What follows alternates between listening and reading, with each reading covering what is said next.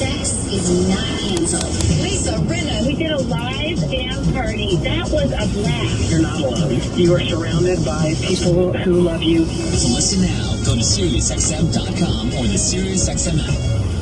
The information and opinions expressed on Dr. Radio are intended to address the specific questions asked or situations described on the program and are not designed to constitute advice or recommendations as to any disease, ailment, or physical condition. You should not act or rely upon any information contained in this broadcast without seeking the advice of your personal physician. If you have any questions about the information or opinions expressed during this broadcast, please contact your doctor. Thanks for listening to Dr. Radio. Leading specialist taking your calls. Powered by the NYU Langone Medical Center.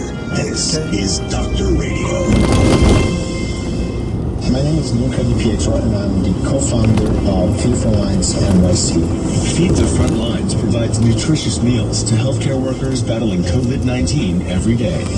We are greeted by smiling doctors and nurses who are so glad to be receiving a warm meal during this terrible crisis. You can feed the front lines too. If you want to help purchase a meal, go to our website, feedthefrontlinesnyc.org. Thank you so much. That's feedthefrontlinesnyc.org. This is SiriusXM Dr. Radio. Direct from the NYU Langone Medical Center, this is Rehabilitative Medicine with Dr. Jonathan Whiteson. Welcome to the Rehab Show. Here we go again from my home, from my living room. Could have been in my bedroom. Could have been just staying in bed this morning, lying there. It's a bit cloudy outside, but rainy.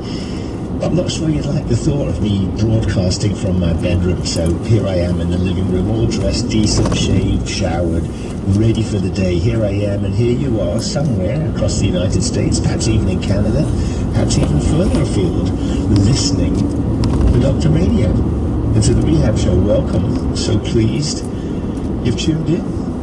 You're listening to Dr. Radio on SiriusXM Channel 110, and of course I'm Dr. Jonathan Whiteson, one of the professors of rehabilitation medicine here at Rusk Rehabilitation, part of NYU Langone Health, one of the leading rehabilitation centers in the country. And we have a great show lined up for you, really busy show. In a few moments, Tammy Elshul will be joining me. Tammy and I have known each other for many years. I can't even think to remember. Colleagues, Tammy's a speech-language pathologist, and we're going to be talking about patient-provider communication. So important. How do we communicate with our patients in the hospital? How do they communicate with us? And in a very critical place, the intensive care unit.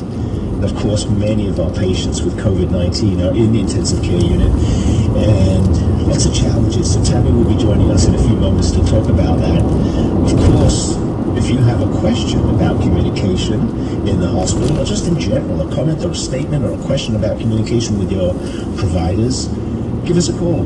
The lines are open, 1-877-NYU-DOCS. It's 1-877-698-3627. You can also email us, docs@SiriusXM.com. So we'll take your calls, we'll take your emails, whatever it is. If you have a question about communication, and certainly communication with your loved ones now, if they're in the hospital, certainly in the ICU, how do we do it? How do we help that communication go through? Later on in our first hour, we'll also be talking with another long-term friend and colleague here at NYU at Rusk. We have Greg Sweeney will be joining me. He's a physical therapist and clinical instructor in the rehab department and program manager of cardiopulmonary rehab. We're going to be talking about some of the coronavirus concerns of people with disabilities, and specifically focus on breathing and coughing. We know that this condition, coronavirus, affects the lungs. What if you already have a pre-existing lung condition or muscle weakness? Does that impact your ability to breathe or cough? So Greg will be talking to us about that. In the beginning of our second hour, Chris Garibo, another common guest, not common, that doesn't sound like a good word, frequent guest, great friend, very knowledgeable. Chris Garibo will be joining us. He's a pain management specialist, an associate professor and director of pain management here at NYU Langone Health. And he's going to be talking about how do we manage people's pain during the coronavirus. Not necessarily people in the hospital, but even people outside. There are some issues of concerns about pain management. So Chris will be joining me. And then the cream on the cake, I'm sorry for saying that to Tammy and to Greg and to Chris, but I'm really looking forward to this. The last half of our special guest. It took me a lot of persuasion to get this guest to come on. He's really incredible, an amazing person. His name is Ellis. His middle name happens to be Marley, and his last name happens to be Whiteson. Yeah, I took the liberty. My son's coming on. My 14-year-old is going to come on the show. And he's been waking up about 1 in the afternoon every day. So for him to get up early this morning and get on the radio is a feat in itself. So we'll get, who knows, he may not even get to say a word, but we'll find out. But he's going to be with us. We're going to be talking about what's it like to be a pandemic teen.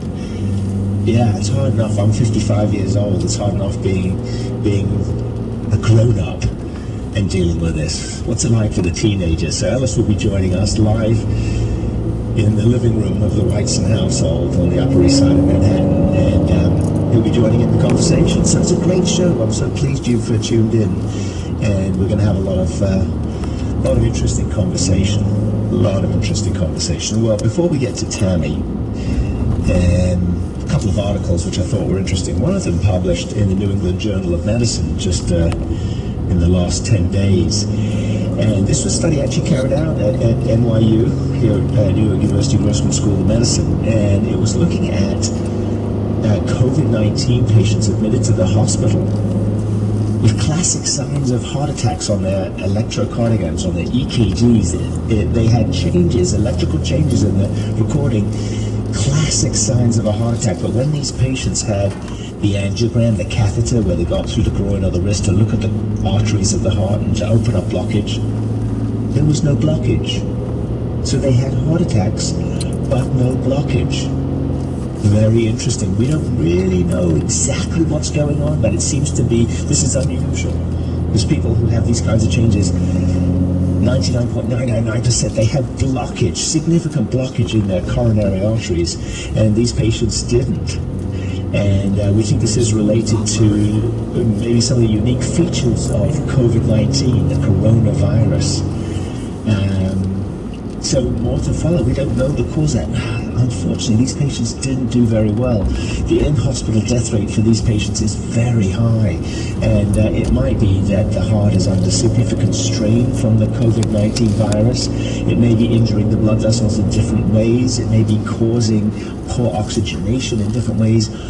It may cause spasm of the muscles of the coronary arteries that causes them to close off, or tiny clots. We know that COVID-19 causes microemboli, little blood clots, and it might be that those weren't seen. So very interesting, and we're learning more to follow on that for sure. The second article, and I'm not going to go into detail because I want to get to Tammy. The second article was really about people with lung disease. I think talked about people with heart disease not showing up at the hospital. In fact, the rate of acute MI showing up at the hospital is down by about 40%, if I'm not mistaken, if I remember correctly. And the same is so to a degree for people with lung disease, and pulmonary doctors are concerned that people with lung disease are not showing up in the emergency rooms because they're concerned about coming to a hospital and getting COVID, or if they have COVID.